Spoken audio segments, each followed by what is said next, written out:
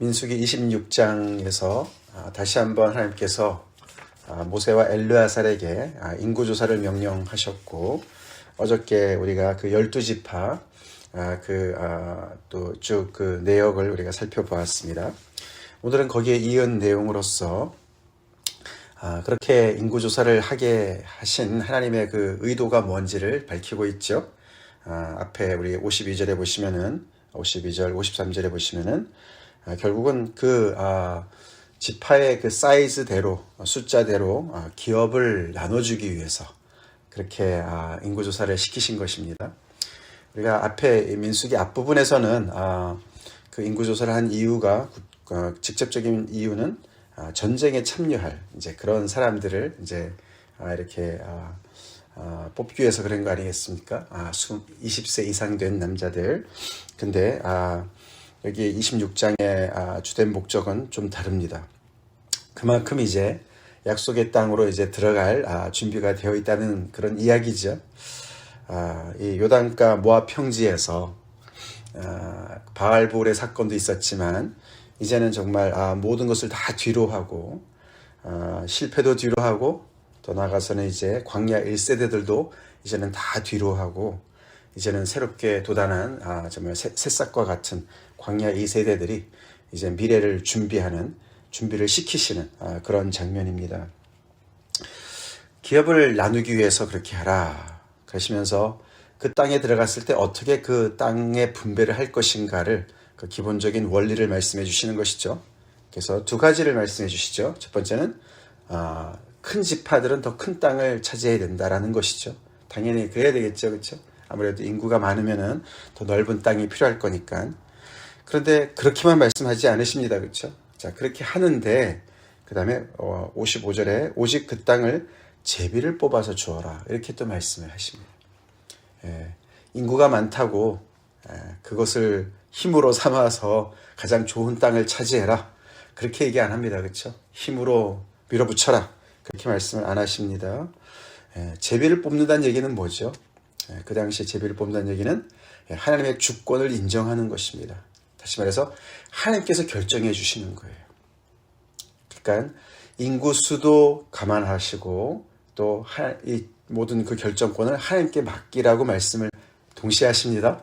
그렇죠? 그래서 결국은 그 땅을 기업으로 얻는 것은 수가 많기 때문에 결국은 그것을 어떻게 또 다른 하나의 어떤 능력으로 생각을 해서 그 능력대로 내가 차지하는 거야. 내가 획득한 거야 라는 것이 아니라 하나님이 선물로 주신 거야 라를 강조하시는 겁니다. 아멘.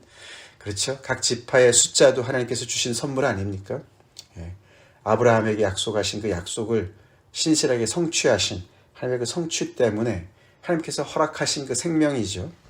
그래서 결국에는 모든 것이 이 지파의 그런 숫자도 그렇고 그 땅을 기업으로 얻는 것도 그렇고 다 정말 선물을 주시는 하나님으로부터 온 것인 것을 꼭 강조하라고 그것을 기억하라고 그렇게 말씀을 하시는 것이죠.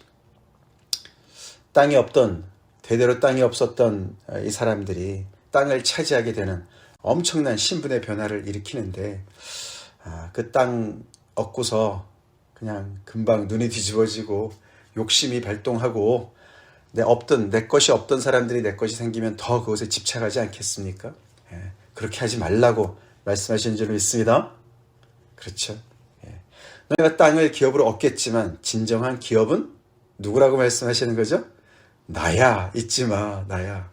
선물의 눈을 정말 거기에 완전히 마음을 쏟지 말고 기프트의 눈을 완전히 거기에 마음을 쏟지 말고 giver, 그 선물을 주신 그 분을 대상을 늘 기억해라는 말씀이 거기 사실 들어가 있는 것이죠. 그러나 인간은 워낙에 연약하지요. 그래서 하나님께서 이런저런 그 은혜를 기억할 수 있는 장치들을 여러 군데를 이렇게 마련해 놓으셨어요. 그 중에 대표적인 게 하나가 뭡니까? 바로 레위지파예요. 레위지파. 우리가 어저께도 봤지만 12지파 중에 레위지파는 들어가지 않았습니다. 그렇죠? 하나님께서 레위지파는 따로 열애를 시키셨어요. 그 레위지파들을 어떻게 하나님께서 하나님의 직접적인 하나님만을 섬기는 하나님의 그 제사하는 것과 관련돼서 하나님의 성소와 제사의 그런 봉사하는 자들로 하나님께서 어떻게 그들을 하나님의 것으로 만드셨습니까? 이스라엘의 모든 첫 태생 장자들의 숫자를 세게 하지 않으셨어요? 왜요? 그들은 원래 출애굽할 때에 죽었어야만 되는 생명들인데, 목숨들이었는데 하나님께서 어린 양의 피로써 그들을 대속하셨어요. 그죠? 구원하셨어요. 그래서 그 각각의 집안의 다 장자들의 숫자를 세서 그것과 맞바꾸신 거예요. 그래서 레위 지파 전체를 사신 거예요. 한마디로. 그렇죠? 이거는 내 거야. 너희들 다 내 거지만 그래도 이 레위 지파는 내 거야. 그래서 확실하게 이렇게 정말 정산을 하셔서 당신의 것으로 만드셨어요. 그래서 레위 지파 전체를 하나님의 성막과 하나님의 제사에 봉사하는 데 완전히 전념하도록 하나님께서 만드신 거예요. 그래서 오늘 레위 지파 이야기가 나오고 그들의 그 조상들 이야기가 나오고 종족들의 이야기가 나오고 그들의 숫자가 23,000명이다 기록합니다. 이것은 20살 이상의 사람들이 아니라 더 작죠. 그래서 1개월 이상 되는 남자들의 숫자를 23,000명. 앞에 우리가 3장에서도 한번 기록을 했습니다. 그렇죠? 레위인들을 다시 따로 구분하셔서 하셨을 때 그때보다도 1,000명이 늘어났어요. 그때는 22,000명이었는데 여기는 23,000명입니다. 자, 그러면서 그들에게는 줄 기업이 없다 이렇게 말씀을 하세요. 그들에게는 땅을 분배하지 않겠다. 굉장히 특별한 조치 아닙니까? 그렇죠? 특별한 조치예요. 먼저 12지파 입장에서 봤을 때 그러면 레위인들은 어떻게 할까? 레위인들은 그러면은 이제 13지파로 생각해서 땅을 13등분을 해야 되나? 이제 그런 생각을 했지만 레위 지파는 빠지는 거죠. 기업이 그들은 땅을 따로 기업을 얻지 않습니다. 그래서 그럼 다행이다. 우리 땅이 더 많아지겠네. 이렇게 생각을 해야 됩니까? 그게 아니죠. 오히려 반대로 레위인들을 보면서 진정한 기업이 뭔가를 떠올려야 됐습니다. 아멘? 저 사람들은 기업이 없네. 우리가 더 잘났네. 이런 것이 아니라 레위인을 보면서 이 땅에 기업은 없지만 저들은 하나님을 기업으로 삼는 사람들이야. 그걸 늘 염두에 두라는 거예요. 우리가 18장 20절에도 그렇게 기록되지 않았습니까? 레위인들에게는 줄 기업이 없다. 그렇지만 바로 내가 여호와가 이스라엘 자손 중에서 이 레위인의 기업이고 레위인의 분깃이다. 이렇게 말씀하셨어요. 그런 장치를 두시는 거예요. 그래서 이스라엘의 이 다른 지파들은 레위인들을 보면서 너네 우리가 부럽지? 이 말이 아니라 오히려 반대로 레위인을 보면서 이 땅에 기업은 없지만 저 사람들은 정말 저 사람들을 볼 때마다 우리의 기업은 진정한 기업은 이 땅에 이것이 기업이 아니라 하나님이 우리의 기업이 되시는구나. 우리의 분깃이 되시는구나. 그렇게 해서 계속 하나님을 떠올리게 하는 그런 구체적인 장치였습니다. 이거 우리 믿읍시다. 믿으면서 삽시다. 그게 보통 이 이방인들의 그런 사람들의 그 멘탈리티랑 굉장히 다른 거죠. 레위인들을 그렇게 따로 구분하셔서 땅을 기업을 주지 않으시는 그런 조치를 통해서 그들의 그 민족의 구성의 어떤 그 구성 자체에다가 그런 정말 하나님의 그런 하나님만을 바라보게 하고 하나님이 기업이 되시고 이 땅이 전부가 아니라는 것을 그래서 정말 하나님의 백성들로서 거룩한 백성들로서 제사장 나라로서 이방의 어떤 그런 정말 구별된 삶을 살아가는데 항상 그렇게 하나님을 떠올리게 하는 장치를 그 안에 내재해 있는 그런 민족들이었습니다. 나중에 우리가 35장에 가보면은 하나님께서 이 레위인들을 기업만 주시지 않으시고 다른 종족들은 다 자기들의 땅에서 이렇게 모여서 사는데 레위 지파들은 흩어지지 않습니까? 각 지파들의 그 안에서 하나님께서 그들을 위해서 성읍을 주라고 얘기합니다. 그래서 그것을 도피성으로 또 삼지 않으십니까? 그죠? 그 중에 얼마를 도피성으로 삼으시고 또 그들에게 초장을 줘서 가축들을 또 기르게 해라. 그렇게 말씀을 하세요. 결국 레위인들은 자기들이 정말 그 얻은 기업은 없지만 각각의 그 지파들에게 이렇게 흩어져서 결국은 그 지파들, 각각의 지파들이 결국은 하나님의 백성인 것을 늘 떠올리게 하는, 그래서 정말 하늘과 땅이 어떻게 보면 사이에서 살아가는 그런 사람들로 하나님께서 그들을 배치해 놓으세요. 레위인들 입장에서는 어떻게 해야 되겠습니까? 12지파 땅을 기업으로 삼아서 자기들의 그런 미래를 읽어가는 사람들을 늘 부러워하면서 살아야 됩니까? 아, 나는 왜 레위 지파로 태어나서 이렇게 됐을까? 아니죠. 반대죠. 그렇죠? 반대죠. 그런 하나님께서 모든 지파들이 그렇게 살아야 되지만 또 그들이 또 이 땅의 사역을 감당해야 되니까 그 중에 대표로서 하나님께서 그들을 뽑으셔서 구별시키셔서, 아멘. 그 레위 지파 중에는 또 제사장에 나오는 아론의 지파가 있고, 그렇죠?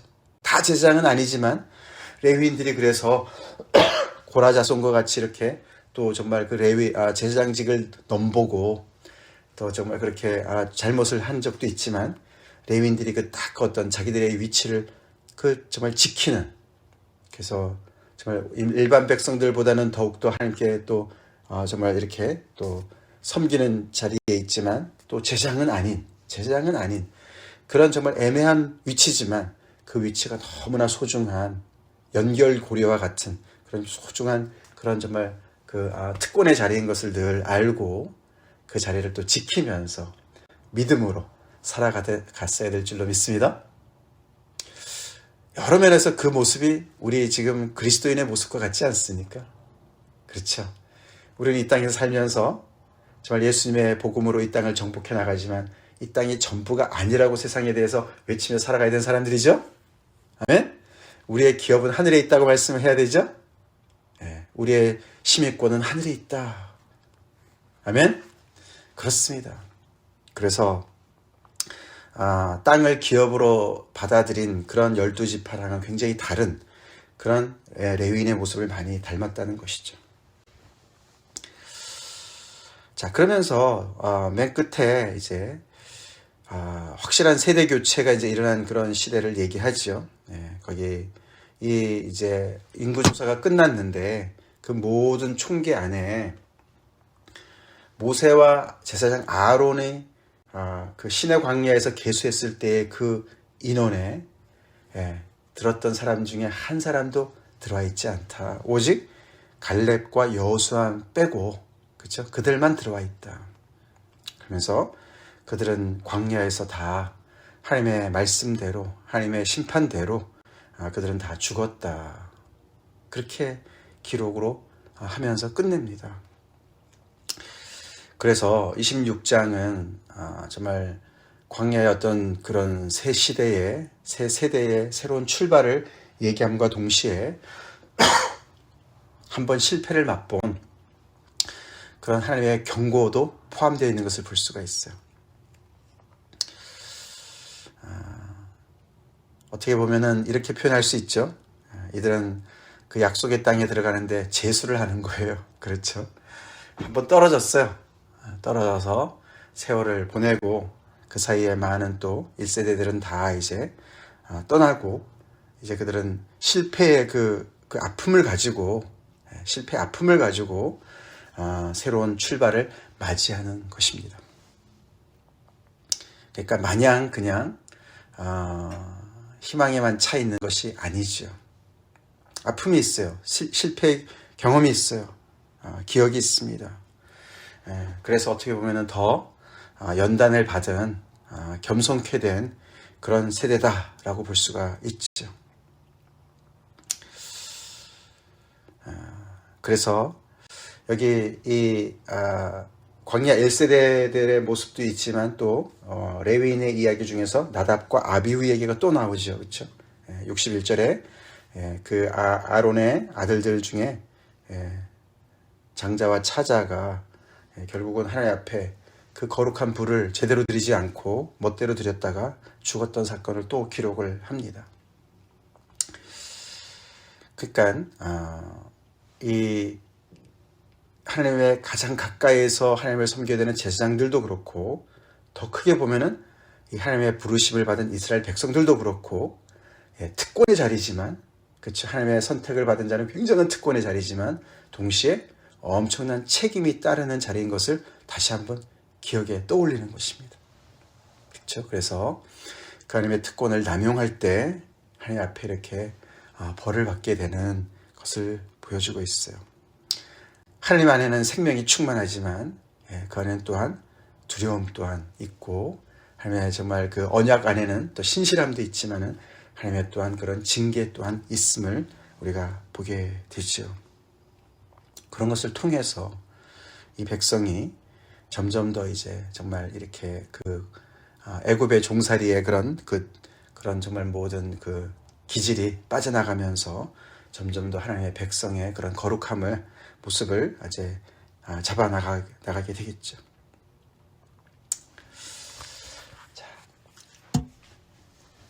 오늘 이 말씀을 통해서 다시 한번 우리의 자신의 정말 신분을 또 우리가 기억해냅시다. 말씀드린 대로 하나님께서 우리를 정말 왕같은 제장의 직분으로 우리를 부르셨습니다. 그렇죠? 그러니까 레위 지파 속에서도 정말 우리가 아론의 그런 그 직계와 같은 그런 제장의 그런 직분을 감당하라고, 우리는 우리의 정말 큰 대제장 되시는 예수님을 정말 따르는 그런 사람들입니다. 아멘.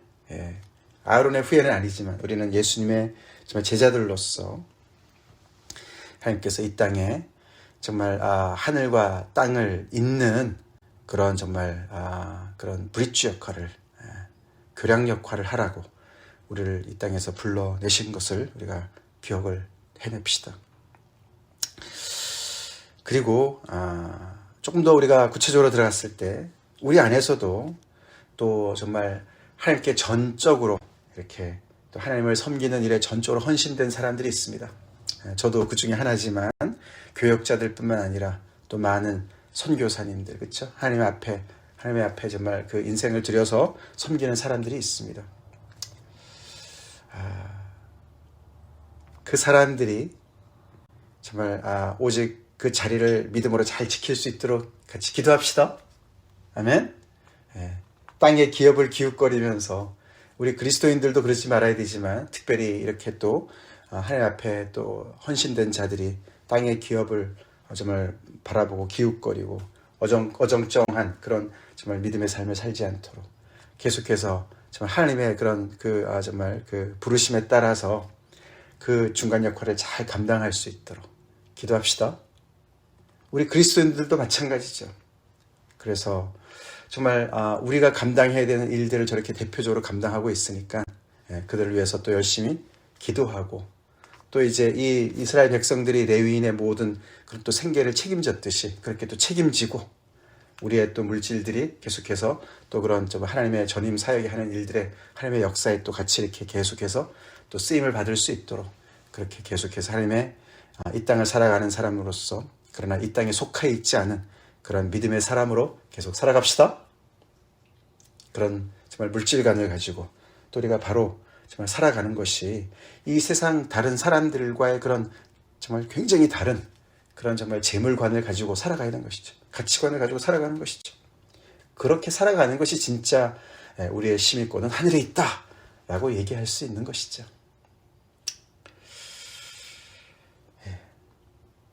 그리스도인의 이 부르심은 엄청난 특권의 자리입니다.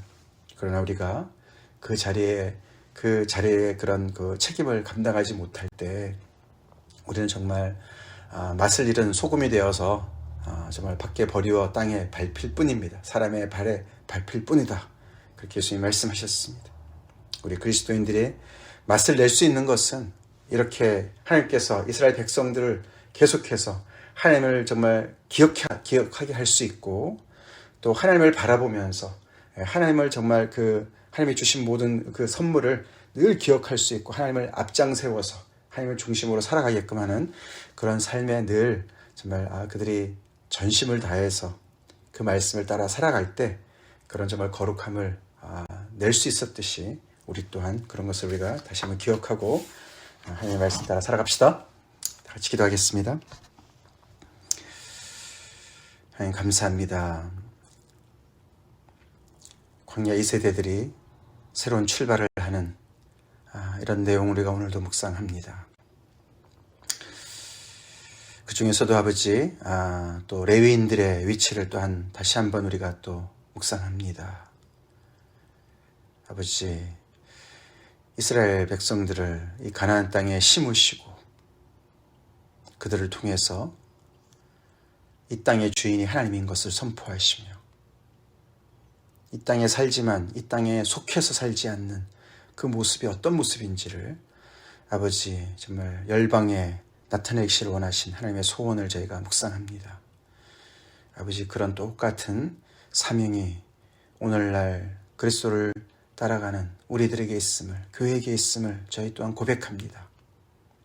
주님, 우리의 삶의 모든 것이 다 하나님이 주신 선물인 것을 우리가 늘 잊지 않고 우리 안에도 아버지 그 하나님의 은혜를 계속 떠올리게 하는 장치들이 많이 있는데 주님, 이 땅을 살지만 이 땅에 속해 있지 않고 하늘과 땅에 정말 아버지 연결을 하는 그런 아버지 사명자로 우리의 시민권이 하늘에 있다고 고백하며 살아가는 저희들로 주님 오늘도 축복하여 주시옵소서. 그렇게 살아갈 수 있도록 믿음의 믿음을 더해 주시고 우리의 삶의 가치관이, 우리의 물질관이 그것을 또한 함께 고백하며 아버지 일관성 있는 믿음의 삶을 살아갈 수 있도록 축복해 주시옵소서.